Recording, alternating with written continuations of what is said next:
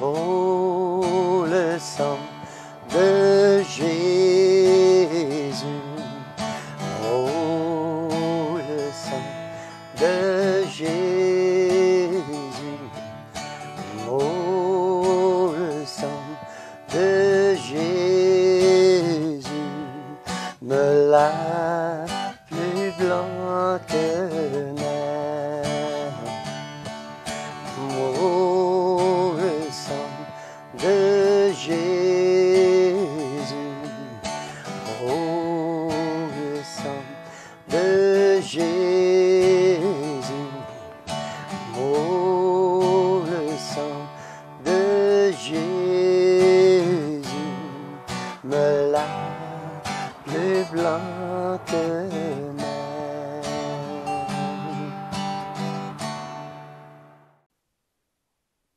Voici Jésus, la croix, la porte, la lumière.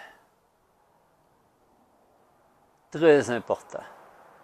L'Esprit Saint donne de la puissance à ta parole que je vais emmener. On va parler du sang précieux de Jésus.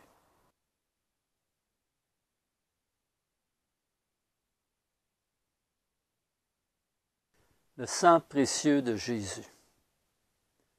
Moi, je trouve qu'on n'en parle pas assez, puis c'est d'une importance capitale pour notre vie, comme chrétien et comme non-chrétien aussi. Parce qu'il faut que tu comprennes c'est quoi le sang de Jésus à la croix.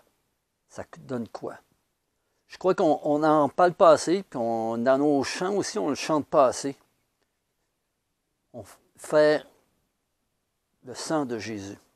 Il nous a été prêché, voire même chanté. Il faut être prêché et même chanté. Aujourd'hui, certaines églises trouvent cette notion démodée et insupportable. La seule mention du sang de Jésus a vu des recueils entiers disparaître. Je suis désolé de ça, de vous l'apprendre, mais c'est vrai. Parce qu'on trouve ça sanguinaire, le sang. Pourtant, sans cela, il serait impossible d'avoir une relation avec Dieu. Aucune assurance de salut, aucun espoir quant à la crédibilité de nos prières et supplications, et aucune garantie que nos prières soient entendues. C'est sans aucun complexe que la Bible parle du sang de Jésus, qui est le fil conducteur reliant entièrement la Genèse à l'Apocalypse. Si nous éliminons de la Bible tout ce qui a trait au sang, il nous restera un simple livre d'histoire et de littérature. Ce que Dieu considère important doit le rester, quelles que soient les époques que nous traversons. Lévitique 17:11 nous dit que Dieu a donné le sang en expiation parce que la vie d'un être y est contenue. Tel qu'il est utilisé dans l'Ancien Testament signifie couverture. Les cérémonies sacrificielles d'adoration mises en place par le Seigneur permettaient à l'humanité d'être pardonnée. Le prix à payer pour le rachat du péché est la mort, la rédemption.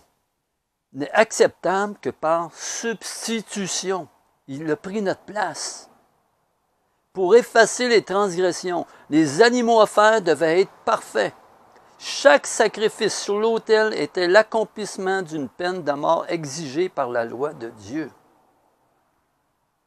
Les cérémonies sacrificielles montraient la sainteté de Dieu. De ce fait, tout péché devait être puni et l'expiation du péché se faisait seulement par effusion de sang. Cette façon de faire présageait l'avenir, parce que le sacrifice d'animaux pouvait seulement couvrir le péché. Il fallait un agneau ultime pour enlever toutes les injustices des hommes. Un jour, alors que Jean-Baptiste se tenait sur la rive du fleuve Jourdain, il annonça « Voici l'agneau de Dieu qui enlève le péché du monde. » Jésus fit son entrée sur la scène de l'humanité. Jean 1, 29. Celui qui venait ôter le péché du monde était là. Oh, il était prédestiné avant la création du monde. et vint sur terre pour accomplir le plan ultime de Dieu pour une rédemption par l'effusion du sang précieux de Jésus. 1 Pierre 1, 18, 20. La parole de Dieu est vraie. Tout est écrit pour nous. Jésus n'était pas un homme ordinaire. Il était le Fils de Dieu, fait chair.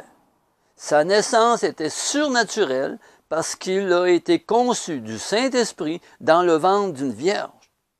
Jésus, ayant pour Père Dieu lui-même, n'avait aucun péché en lui.